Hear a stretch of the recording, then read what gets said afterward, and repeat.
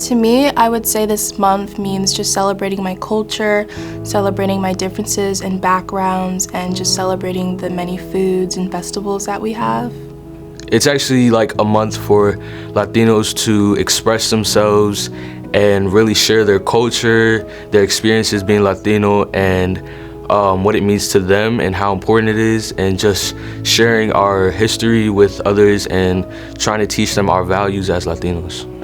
So to me, having grown up in Latin America, I never really celebrated Hispanic Latinx Heritage Month until I moved here, which is about a year ago, and that's when I started learning about it and what it meant. And living here, I realized that this month means a lot to us because it's a way for us to show our cultures, to show the beauty within them, to show who we are as people, what we've gone through, and how our voices matters, our lives matter. We matter as people, and it's in a way showing the beauty that we have that tries to go unseen by others, and it's really important just to portray that to everyone.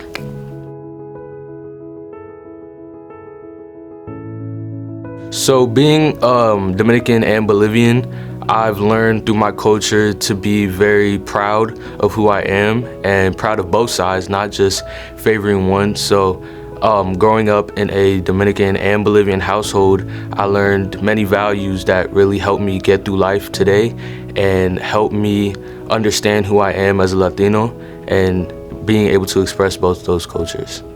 My culture influences me with connecting with other people and how I approach situations and problems, because in my culture, we really like to be collaborative, and we like to have we try to instill confidence in us. So whenever I approach a problem, I try to instill all of those things. So for me, my culture has influenced my life a lot. Having already said, growing up in Latin America, for me, it was all about my culture. And as I got older, I always try to learn more about my native culture, which are the Incas, which are native to the place where I was born, which is Peru. We also have the Aymara culture, but most Peruvians aren't as connected with it. So for me, it was really important to learn about the Inca culture and their traditions and things that made them who they were. Because for me, it's all about breaking the barrier that the colonizers try to make, which is rip away us from our cultures and who we are. And I think it's important for us to always travel back to that and be able to figure out ways to keep it alive, because it matters and it's part of our ancestors, and it really shapes us as people today.